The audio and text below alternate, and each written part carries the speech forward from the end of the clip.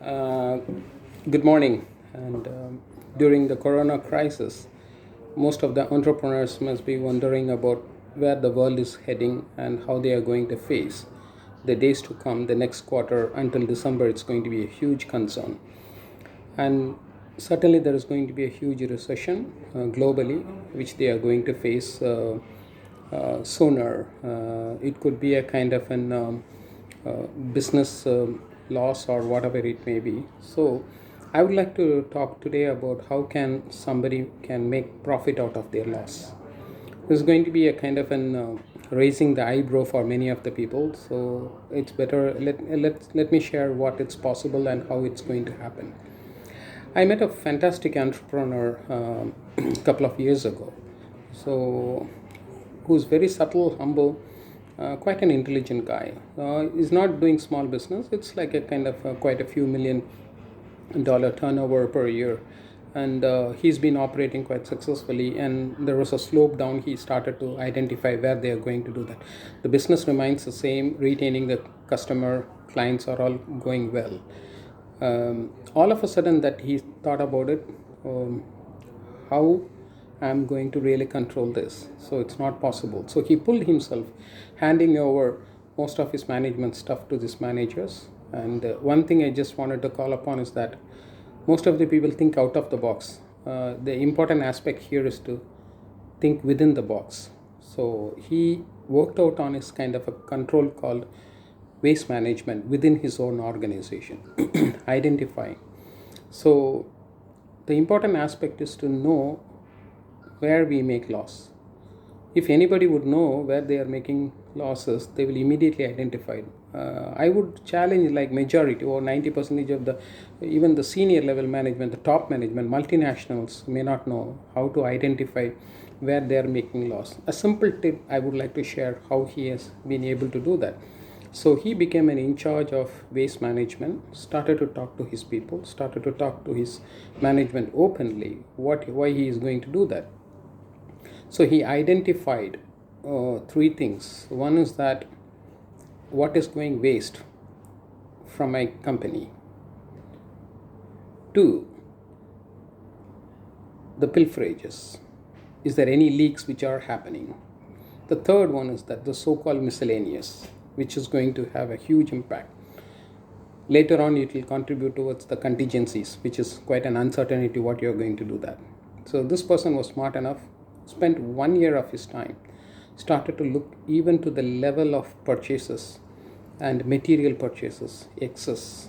I make cutting certain metal is just going to go waste. So he started from the garbage level, going into photocopying machines.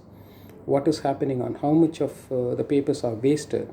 So what kind of a color print which is happening, black and white, unnecessary paper which is going to go waste altogether. From travel, fuel, transportation cost, hotel cost, everything he started to do that. So most of the hotel he is able to understand hotel and travel. If prior managed or planned, the cost could be less than one third. The last minute booking, the last minute uh, traveling cost, which is going to be really going to have a huge impact on that. So he started working on it. He did stop it. So when he was going through, he never scaled down his staff or reduced the salary. Rather, he started to really identify it. Every management meeting, he started to talk about the importance. He never spoke about his company. He started to talk about his own, everyone's family, how to contain cost within home. Even if needs to purchasing of vegetables, if there is a need for half a kilo or three-fourth of a kilo, why do you have to get 1 kilo? There is a saving on quarter kilos of onion can contribute towards that. So he said something very interesting. Charity begins at home.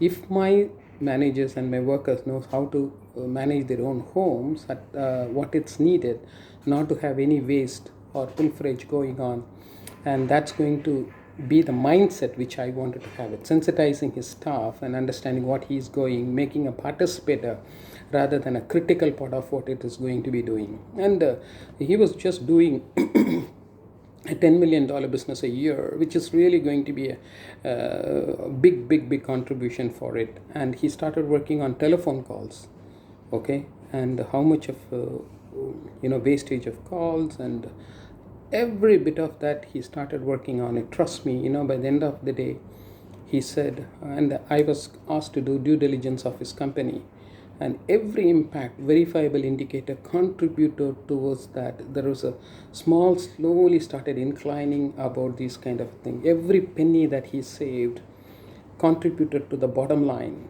to the P&L statement, and that is the success of the whole thing. He said within a year's time I was able to make 12% addition to my profit. Don't be surprised. You never know. I think this is going to happen.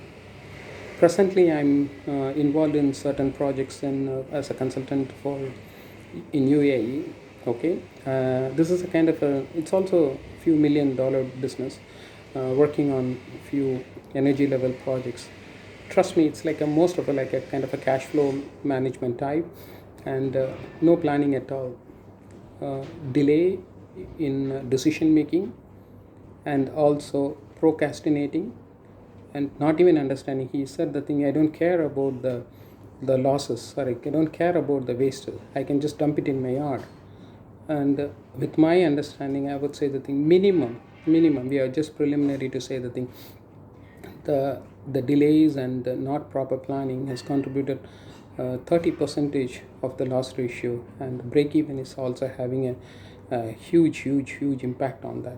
So I think, as it comes, for any entrepreneur or manager or a workforce, during this corona and this recession crisis, the best way from home is to think twice how to really control the waste management at home and also from the office, and it will certainly have a huge impact on that. So instead of that, with the staff, he started to introduce the reporting system. And one of the positive impact on the employees started to have is that he had a policy of not procrastinating the work. So none of his work will be just left to the next week. All of them will be working to complete the job by Friday, and Saturday is a holiday. And if you really wanted to finish anything, so if there is a pending, you have to come on Saturday. If you are not having any pending, you have Saturday off. So people started motivating, incentivizing to finish the job. So we all talk about something called optimum utilization of the resource, and we all know about it. How do we really take an optimum utilization of the resources? It could be technical, it could be human resource, it could be financial resource, it could be a kind of an operational or material resource. Finally, time is the greatest resource. I think if somebody is able to make one staff to work with a timeline, trust me, I think success starts from the beginning and all together.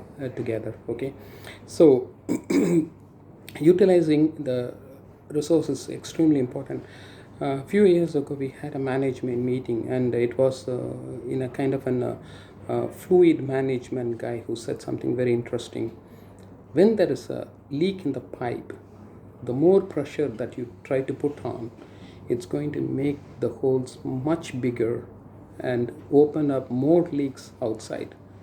So this is what is happening. If you don't understand the leak, if you don't understand what is going on at a waste, where the pilferages are going on, where the miscellaneous are uncontrollable, and where the times are wasted, the more you try to pump in, it's not going to give a positive yield, it's going to have a negative yield.